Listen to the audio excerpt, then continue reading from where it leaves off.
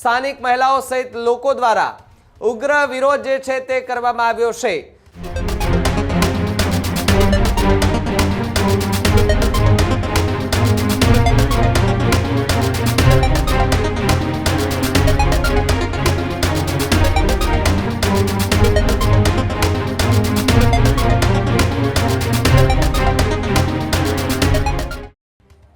સમાચારોમાં આગળ વાત સુરતની કરીએ તો વરાછામાં સ્થાનિક લોકો રસ્તા પર ઉતરી આવ્યા હતા। બેનરો અને પ્લેકાર્ડ સાથે વિરોધ પ્રદર્શન કર્યું છે।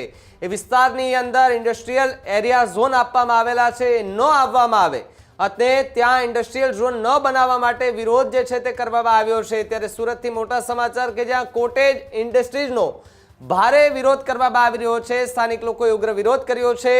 સ્થાનિક મહિલાઓ સહિત લોકો દ્વારા ઉગ્ર વિરોધ જે છે તે કરવામાં આવ્યો છે। રહેણાંક વિસ્તારમાં કોટેજ ઇન્ડસ્ટ્રી ના હોવી જોઈએ તેવી માંગ સ્થાનિક લોકો છે તેના દ્વારા કરવામાં આવી છે। વરાછા વિસ્તારના રહીશો દ્વારા ઉગ્ર વિરોધ જે છે તે કરવામાં આવ્યો છે। પ્લેકાર્ડ સાથે વિરોધ કરવામાં આવ્યો।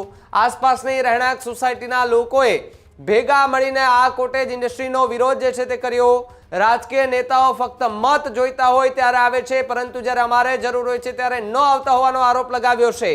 માંગણી પૂરી નહીં થાય તો ચૂંટણીમાં તાકાતનો પાવર જે છે તે બતાવવાની વાત કહી છે।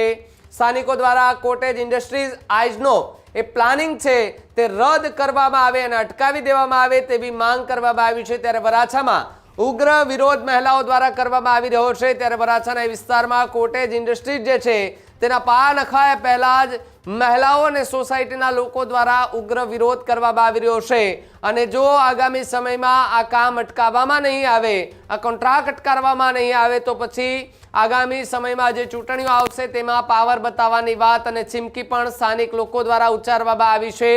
રાજકીય નેતાઓ પર પણ ગંભીર આરોપો લગાડવામાં આવી રહ્યો છે। ત્યારે આસપાસની રહેણાંક જે સોસાયટીઓ છે તેના લોકો મોટી સંખ્યામાં એકઠા થયા હતા અને એકઠા થયા બાદ એ વિરોધ પ્રદર્શન નારા પણ લગાવવામાં આવ્યા હતા। પ્લેકાર્ડ સાથે વિરોધ પ્રદર્શન કરનાર એ રહેવાસીઓએ શું કહ્યું સાંભળીએ એમને। તમારી પાછળ અત્યારે એન્થમ મેયર પાર્કનું ઇન્ડસ્ટ્રીયલ બુકિંગ તમે જોઈ રહ્યા છો। એની બાજુના જ નંબરમાં રેસિડેન્શિયલ નું અત્યારે 25 થી 30 વર્ષના લોકો ત્યાં રેસિડેન્શિયલ તરીકે રહે છે અને આજુબાજુની 7 સોસાયટીઓમાં રેસિડેન્શિયલ જ છે અને 93 થી લઈને અત્યાર સુધી બધા અહીંયા રેસિડેન્ટ ઝોનમાં બુકિંગ થયેલા છે। આ પહેલી વાર ઇન્ડસ્ટ્રીયલ ઝોનમાં બુકિંગ આવ્યું છે એટલા માટે એનો સખત વિરોધ કરીએ છીએ।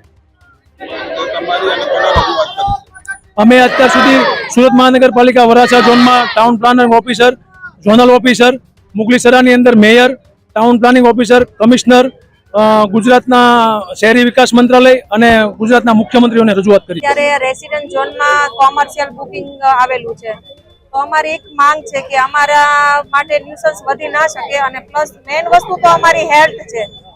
તો ઇન્ડસ્ટ્રીઝ આવશે તો અમારા હેલ્થમાં પણ પ્રોબ્લેમ કરાવશે। તો અમારી એક જ ઈચ્છા છે કે ગવર્મેન્ટ આને રેસિડેન્ટમાં કોમર્શિયલ અપ્રુવલ ના આપે। હવે રેસિડેન્ટલ ઝોનમાં ઇન્ડસ્ટ્રીઝ આવી તો અમારા માટે બહુ કપરું કહેવાય, કારણ કે માણસ ઘર શા માટે બનાવે કે શાંતિથી રહી શકે। હવે તમે જ વિચારો કે ઘરની સામે જ બિલકુલ રેસિડેન્ટ કોમર્શિયલ આવે તો માણસે પોતે ઘરમાં જેલમાં રહેતો હોય એ રીતે રહેવું પડે ને, બંધ કરીને, કારણ કે પ્રદૂષિત હવા હોય, વડીલો હોય, બાળકો હોય। એટલે અમારી ઈચ્છા છે કે કોમર્શિયલ વિસ્તાર રેસિડેન્ટથી બહાર હોવો જોઈએ ને રેસિડેન્શિયલ જ અહીંયા હોવું જોઈએ એમ। જ્યારે ગવર્મેન્ટ અત્યારે એવું કહે છે કે રેસિડેન્ટ કોમર્શિયલ વિસ્તાર છે એ રેસિડેન્ટથી બારોબાર રાખવાનું, તો શા માટે અહીંયા એ લોકો અંદર લાવે છે રેસિડેન્ટની સાથે કોમર્શિયલ લાવે છે? પરમિશન શા માટે આપવી જોઈએ એ લોકોએ?